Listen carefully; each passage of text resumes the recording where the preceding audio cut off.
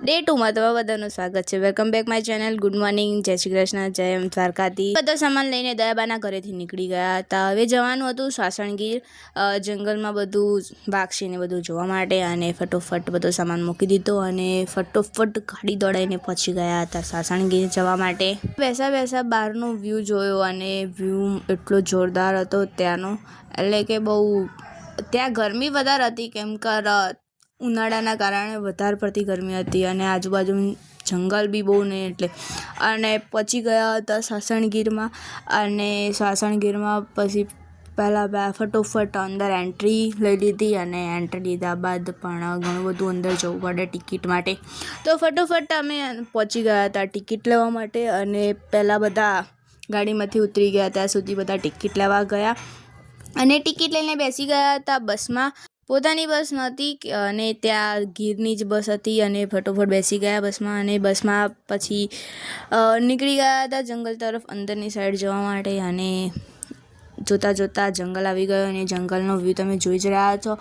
બધા જ ઝાડ સુકાઈ ગયા છે કેમ કે ગરમી આ વખતે એટલી બધી ગરમી છે કે ઝાડ પણ લીલા જોવા નથી મળ્યા। અમે ગઈ સાલ ગયા હતા એ વખતે ચોમાસામાં ગયા હતા તો એટલો જોરદાર લીલાછમ ઘાસ જોવા મળ્યા અને એક ઝાડ નીચે જોઈ તમે શકો છો કે વાઘને બધા જોવા મળ્યા છે અને ત્યાંથી આગળ અમે નીકળી ગયા હતા।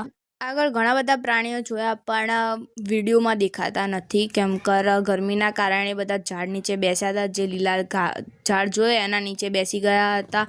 અને એમ કરતાં આગળ વધ્યા અમે અને આગળ વધ્યા પણ જંગલ એટલું બધું સુકાઈ ગયું હતું કે ના પૂછો વાત। પ્રાણીઓનો રહેવું કઈ રીતે એ પણ મુશ્કેલી હતી। આપણે તો એક સમય રહી લઈએ પણ પ્રાણીઓ કઈ રીતે રહે એ લોકોને જ ખબર હોય। અને પછી આગળ અમે હરણ જોઈ લીધા અને ચિત્તા જોવા મળ્યા, એટલા બધા જોવા મળ્યા ને કે એટલા તો સિંહ પણ જોવા નહોતા મળ્યા। અને પછી પાછા આવીને ગાડીમાં બેસી ગયા અને હવે આગળ જવાનું હતું ક્યાં એ જોવા આગળ વિડીયોમાં।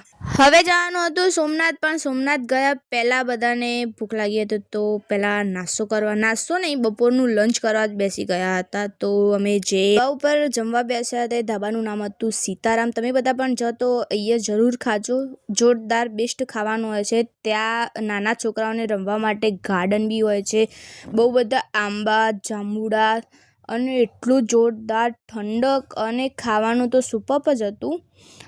તો બધી મસ્તી કરતાં ત્યાં જમવાનું બનતું હતું। જમવાનું એટલે કેમ કે ત્યાં બહુ બધા જણા હતા ને તો જમવાનું બનતું હતું અને પછી બેસી ગયા હતા જમવા માટે। અને જમ્યા બાદ કેરી મંગાવીને ખાધી હતી અને આ કેરી એટલે કે એમ એવી ઈચ્છા થઈ જાય કે કેરી ઘેર જ લેતા આવીએ। અને ત્યાંથી જોતાં પહોંચી ગયા હતા, હોટલ બુક કરાવવાની હતી તો આ હોટલમાં હું પહેલાં પ્રવાસમાં રોકાઈ હતી। જોરદાર હોટલ છે, તમે જાઓ તો રહેજો ત્યાં પણ। અને પછી હોટલ જોઈને વધ્યા આગળ અને પછી માધવપુર બ્રિજે પહોંચી ગયા હતા। તો પહેલાં બધી માધવપુર બ્રિજે અમે ઘણા બધા વિડીયો લીધા અને ફોટા પાડ્યા અને સનસેટ પોઈન્ટ જોયો। સનસેટ પોઈન્ટ જોવાની એટલી મજા આવી ને, તમે પણ જો આ વિડીયોમાં સનસેટ પોઈન્ટ આવશે આગળ। અને ત્યાં પબ્લિક બહુ નહોતી ના, દરિયો પણ બહુ ફૂંફાડા મારતો હતો પણ મજા આવી ગઈ। અને મળીએ નેક્સ્ટ વ્લોગમાં, આજના માટે આટલું, બાય, જય દ્વારકાધીશ।